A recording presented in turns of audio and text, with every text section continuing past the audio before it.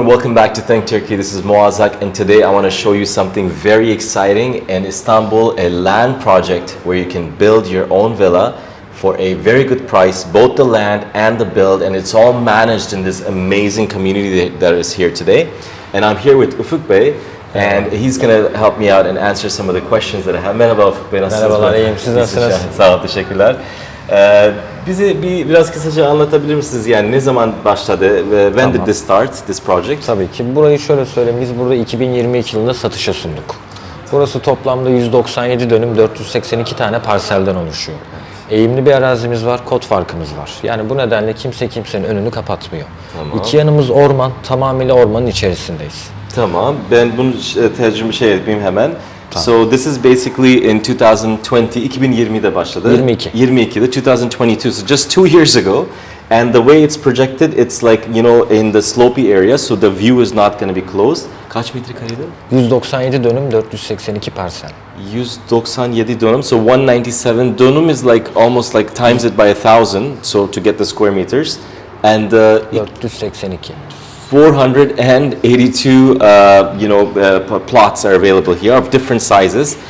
Bu parseller kaç metrekareden kaç metrekare kadar? Şöyle söyleyeyim, 240 metrekareden 772 metrekareye kadar değişkenlik gösteriyor burası. Ama şu anda aktif olarak 250'den 422 arasında müsait parsellerimiz mevcut. So they have from 240 to around 700 square meters, but now because most of them are sold, there's only from 240 to 400 square meters. Satıldı olanlara bunlar mıydı ya da o tarafta mıydı? Şöyle diyebiliriz. Şunlar hepsi satıldı yani maalesef. So these are all sold out unfortunately.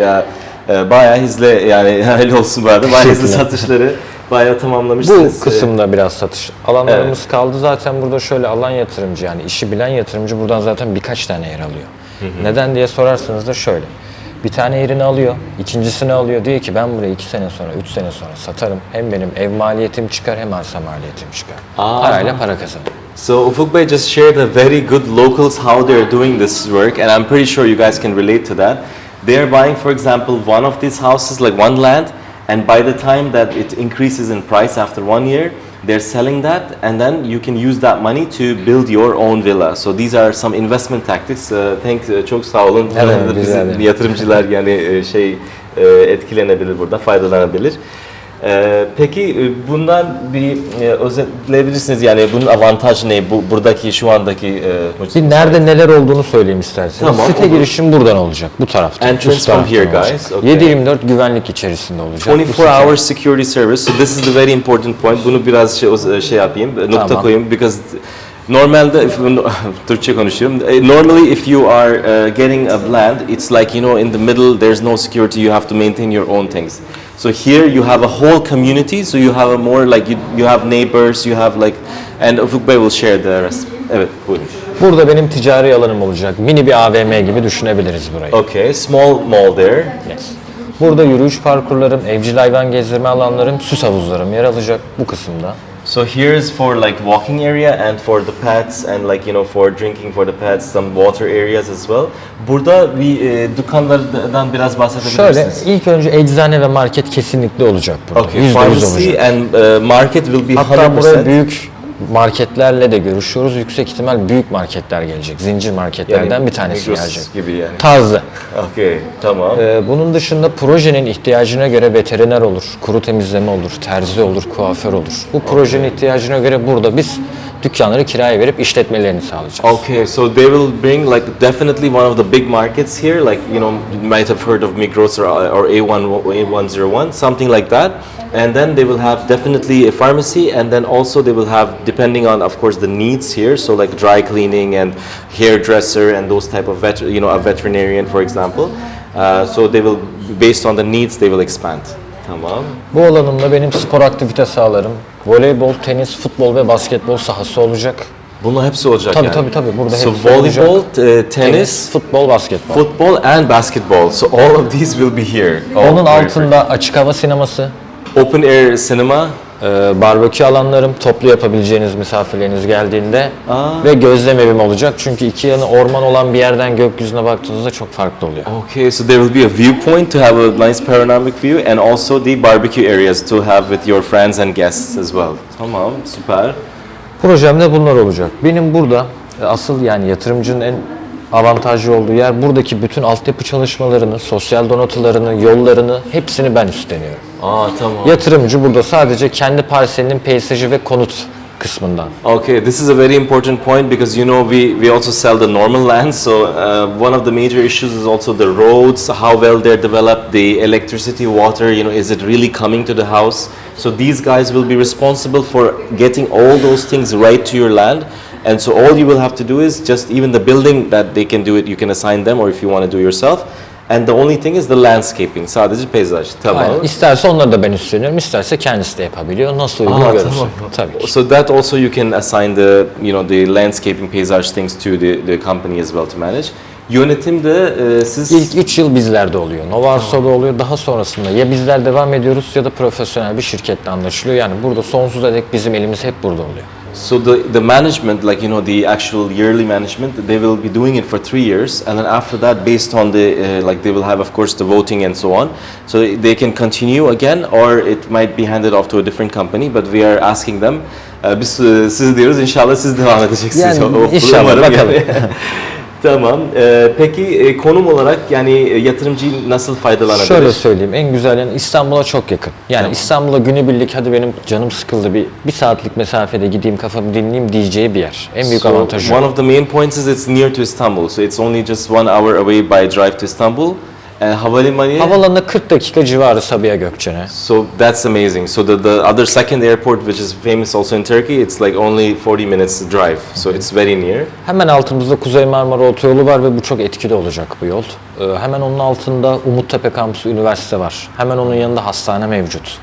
İzmit merkezine, Körfezi'ne inmek isterseniz 15 dakika civarlarında inebiliyorsunuz. So there is university right down there, and there's almost I think few minutes away. Kaç dakika üniversitede? 5-6 dakika arabayla. 5 Hemen or üstü. 6 minutes. So it's just immediately right there. The city center, İzmit merkezi kaç dakika? 10-15 dakika civarı. Only 10-15 minutes you are in the city center, and then you are near the university in 6 minutes. So and the highway is right there. So all the location wise, you can have like students, parents, so the investing people who are living in the Istanbul too, like who they can buy here, invest here as a holiday, even as a home if they're working in the Asian side, because it's really near to Asian side, or if they are business owners, they don't do a lot of travel to downtown, that they can just buy here too. Kim için ideal bir yatırım size Yani şöyle göre? söyleyeyim, burası oturum amaçlı da çok uygun bir yatırım. Çünkü İstanbul'a yani şehir merkezine bu kadar yakın olup doğanın bu kadar içinde başka bir proje zaten hiçbir yerde yok. En büyük avantajı bu. Tamam. Kiralamak isterseniz yatırıma da uygun, oturuma da uygun dediğim gibi. Çünkü altımızda hastane var, havaalanına yakın, şehir merkezine çok yakın, Kuzey Marmara Otoyolu var. Yani inanılmaz güzel bir konumu var buranın. So it's perfect for, as Fugbe said, for living yourself because of the location, as I was mentioning, and also because of the investment too. So I mean, I believe it's a very good project, and then the prices are very good too. I mean, right now, fiyatlar da ne kadar başlıyor mesela? Şöyle söyleyeyim, şu anda standart fiyatımız var. Metrekare birim fiyatımız 8.250 TL. Tamam. Bunun da ödeme şekli olarak da yarısını yani %50'sini peşinat olarak alıyoruz. Kalan %50'yi 24 aya kadar sıfır faizle kendi bünyemizde vadelendirebiliyoruz. Okay. So the payment is pretty like good right now. So the land is 250 square meters. Let's say the small land, and the per square meter the price is 8,025. So if you multiply that, so you will get roughly around $60,000 for the land, for just land cost. Tamam. Ondan sonra mesela diyelim yani kişi aldı, arsa aldı. Ondan sonraki süreç ne yapar? Süreç şöyle oluyor. Arsanızı aldınız diyelim. Burada 2025'in ilk çeyreğinden itibaren biz burada altyapıyı tamamlamış olacağız. Yani sizler isterseniz konut yapımına başlayabiliyorsunuz. 2025'in ilk çeyreği. Evet, yani 6 ay kadar bir zaman sonra. Wow. So they will finish all the infrastructure works by 2025 first quarter. So within like 6 months, all the infrastructure works will be done. And then it's ready for the next phase. Ondan sonra ne olacak? Şöyle 2029 yılına kadar burada konut yapma şansı var. Yani aslında konut yapma zorunluluğu bulunuyor. Çünkü neden? Burada bir tane bile konut boş durursa projede bir değer kaybı olur, çirkin bir görüntü olur. Evet. 2029 yılına kadar istediği tarihte evini yapmaya başlayabilir. İsterse der ki mesela benim param yok, ben yaptırmak istemiyorum. Arsa vasfında gene satabilir.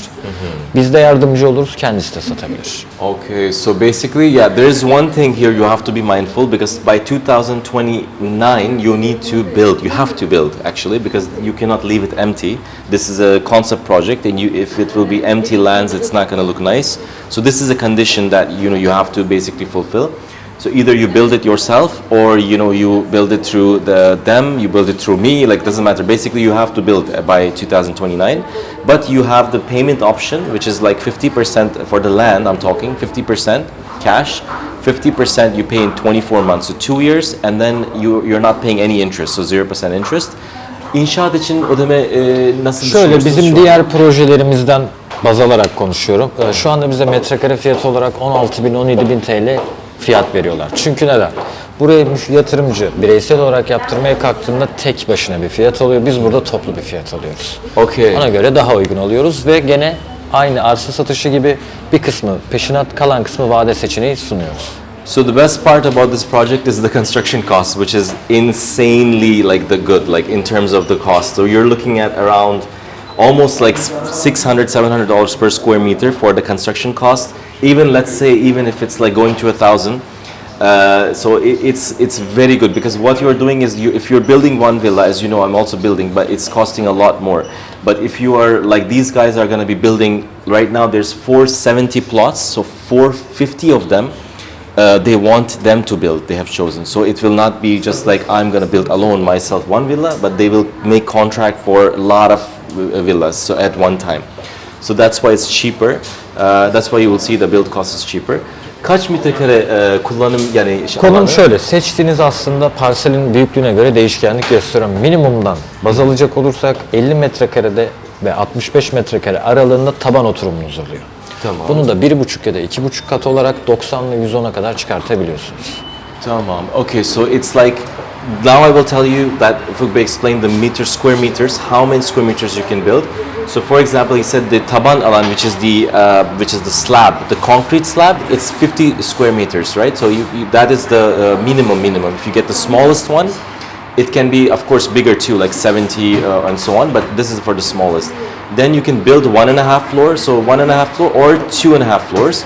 So why it's like that basically is because 1.5 floor will be like a triangle house, like basically, and the other one will be a normal like a villa style. So depending on that you can choose. I think you can easily get maksimum kullanım alanı minimum arsa için ne kadar dedik yani Parsel boyutu konut mu? konut alanı. Bu düşük metrekareler Düşük için. metrekareler, 250 ile 65, taban 110'a kadar çıkabiliyor. 2,5 kat kadar. şeklinde. Okay, so it will be 110 square meters you can get for the smaller one. So basically 50 and then let's say 60. So you will get like, basically 110 gives you 3 bedrooms you can get with, and mainly you also have the garden too. So that's like a big advantage. Tamam, so kullanım alan konuştuk. İnşaat, yeah, so I also forgot to mention the price of the Kat construction. ittifak tapusu veriyoruz, özür dilerim. Onu da girelim çünkü değerli bir şey o. Ne zaman Normal başladı? tapudan.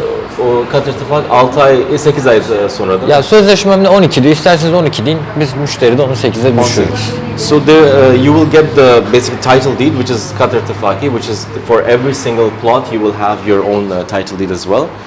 And what I wanted to also tell you is the construction cost. So inşaat maliyeti bahsedecektim. Yani so the construction cost will be 60K, let's say you spent on the land, 60K you spent on the construction. So now you're looking at 120K. The rent, we said, kira ne kadar dedik Tüfek Bey? Kira getirisi yaklaşık Yani o bölgede bittiğinde proje, bittiğinde dersek minimum 30'lardan, $1.000'lardan $1,000 bahsedebiliriz. diyelim. Let's say $1,000 per month. Çünkü site içerisinde müstakil bir ev oluyor. Aynen.